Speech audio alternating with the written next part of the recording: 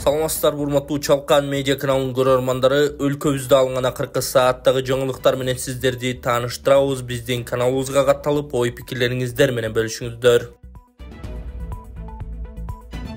Камчыбек Ташиев Каракулжада 10 балалуу үй бүлөгө үй куруп берди. Улуттук коопсуздук мамлекеттик комитетинин төрагасы Камчыбек Ташиев Каракулжада 10 балалуу үй бүлөгө үй куруп берди. Бул тууралуу Улуттук коопсуздук мамлекеттик комитетинен билдиришти.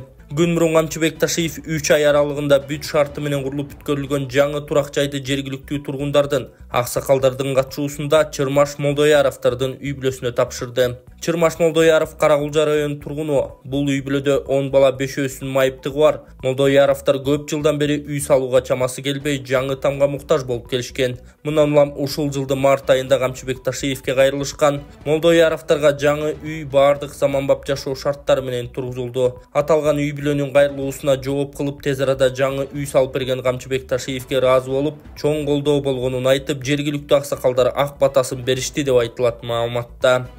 Урматтуу Москвадагы мекендештер, Кыргызстанга жүк салууну каалап, бирок кимден жиберүүнү ойлонуп жаткан болсоңуз, биз сиздерге ишенимдүү ишкерди сунуштайбыз. Бул ишкердин аты жөнү Зайырбек Маматкаримов. 12 жылдан бери иш алып барган командасы сиздин аманатка кыянатты кылышпайт. Кыргызстанга салган жүгүңүздү күндүн аптабына же кыштын ызгаарына калтырбастан атайын жүк сактоочу кампасы Бишкек шаары Профсоюз көчөсү 38/1 дарегинде жайгашкан.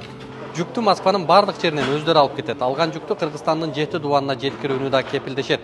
Кыргызстанга жумасына 2 машина жиберилет. Жүк баасы көлөмүнө жараша 500 рубльдан өйдө баланат. Дареги Нижегородское метросу, Перовское шоссе 9, строение 7. Байланыш номерлери +7 926 788 70 70. +7 929 624 63 64. Садыр Жапаров иш сапары менен Нью-Йоркко жөнөп кетти. Садыр Жапаров 21 сентябрда Нью-Йорк шаарына БУнун башкы ассамблеясынын 79 сессиясынын жогорку деңгээлдеги жумалыгынын иш-чараларына катышуу үчүн жөнөп кетти. Сапардын алкагында мамлекет башчысы келечек саммитинин ишине катышып, БУнун башкы ассамблеясынын жалпы дебаттарында сөз сүйлөйт. Мындан тышкары БУнун башкы ассамблеясынын талаптарында БУнун башкы катчысы Антонио Гутерриш менен жана бир катар эки тараптуу жолугушуулар өтөт. Расмий делегациянын курамындагылар Тышкы иштер министри Жээнбек Кулубаев, президенттин администрациясынын тышкы саясат бөлүмүнүн башчысы Муратбек Азымбакиев, Кыргызстандын АКШдагы элчиси Бактыбек Аманбаев, президенттин администрациясынын саясий жана экономикалык изилдөөлөр башкармалыгынын начальниги Бакыт Сыдыков, Кыргызстандан Бириккен Улуттар уюмунун Нью-Йорк шаарындагы туруктуу өкүлү Аида Касымалиева. Эрулан Кокулов мен ызы-чуу салдым, көйгөй чечилет. Жогорку Кеңештин депутаты Эрулан Кокулов чүйдөгү Токмок шаарынын мэри Максат Нусувалиев менен чырдаша кеткени боюнча комментарий берди. Мен барып ызы-чуу салдым, көйгөй чечилет, деди Кокулов. Жакын арада социалдык тармактарда депутат менен мэр тирешкен видео тараган. Аны Кокулов бөлүшүп Токмок шаарына жарандардын көйгөйүн угуу үчүн барганын айткан. Видеодон элекүлүү алгач кала башчысынын иш бөлмөсүнө барып, маселени талкуулаган экөө чогуу жерине келгенин, жеринде алардын ортосунда пикир келишпестик жаралып, каймай чыкканын көрүүгө болот.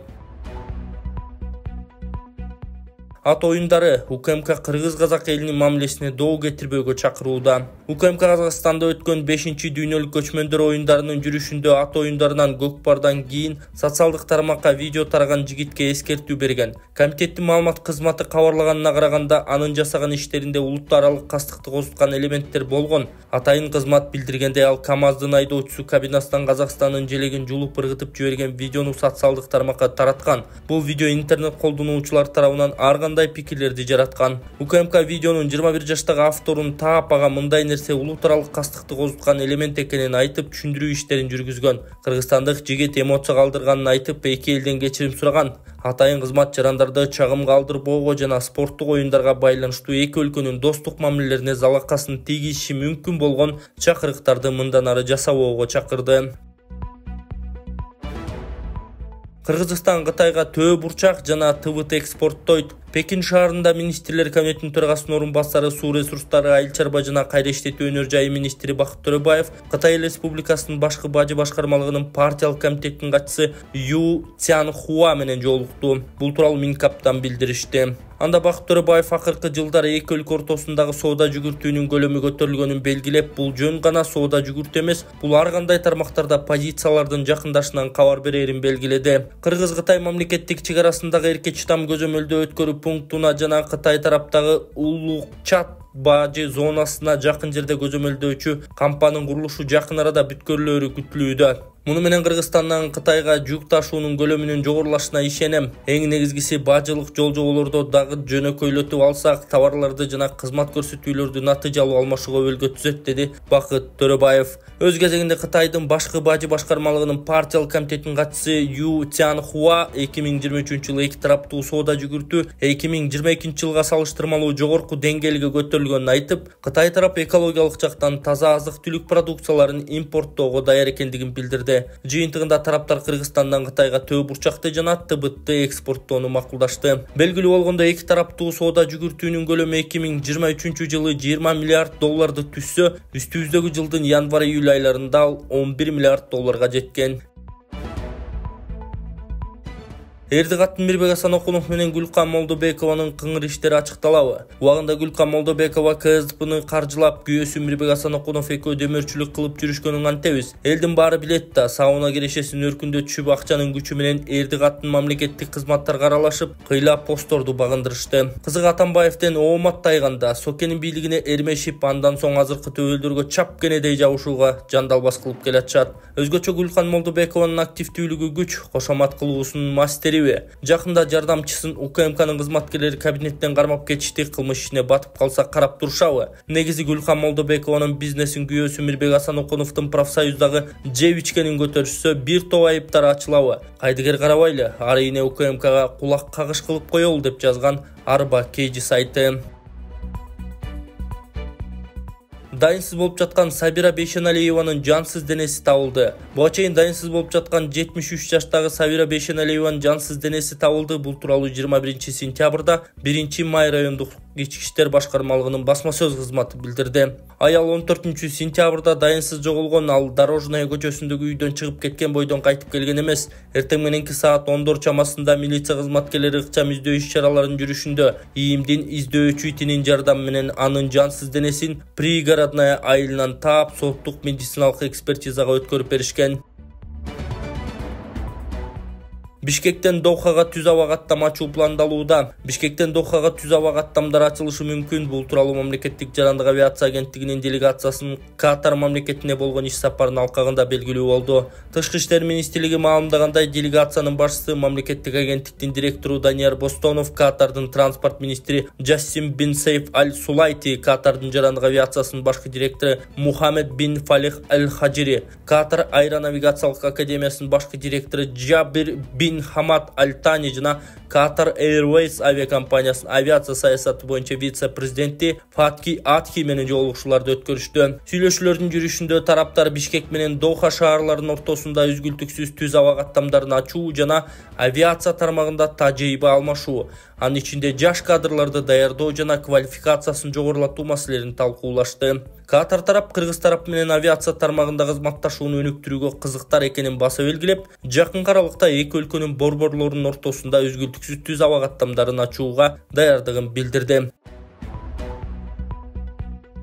Ниязбеков ИИМ мыйзам бузган кызматкерлерден тазаланып жатканын билдирди. Ички иштер министри Улан Ниязбеков кабар маалымат агенттигине маек куруп, милиция мыйзам бузган кызматкерлерден тазаланып жатканын билдирди. Ички иштер министри Улан Ниязбеков кабар маалымат агенттигине маек куруп, милиция мыйзам бузган кызматкерлерден тазаланып жатканын билдирди. Ниязбеков ИИМ мыйзам бузуп кармалган милиция кызматкерлери жөнүндө дароо коомчулукка маалымат берип, анын жазага тартылганы боюнча дагы кабардар кылып жатканын белгилеген. Айрыкча жарандардын арыздары, кылмыштык аттоодон баш тартуу, пара талап кылуу жана кызматкерлердин орой мамилесине өзгөчө көңүл бурулууда. ИИМдин жетекчилиги кызматкерлер арасында күнүгө түшүндүрүү иштери жүргүзүлүүдө, деди Ниязбеков. Министр мыйзам бузган милиция кызматкерлери жазасыз калбай турганын кошумчалады. Улан Ниязбеков акыркы жылы канча милиция мыйзам бузуп кармалганы же жазага тартылганы жөнүндө статистиканы айткан жок. 17-сентябрда улуттук коопсуздук боюнча мамлекеттик комитет Бишкек шаардык ички иштер башкармалыгынын кайгуул милиция башкармалыгынын инспекторлору пара алууга шек саналып кармалганын билдирген. 19-сентябрда атайын кызмат Учкун басмаканасынын кызматкерлери жана Бишкек шаардык патрулдук милиция башкармалыгынын инспекторлорунун коррупциялык схемасы аныкталганын маалымдаган.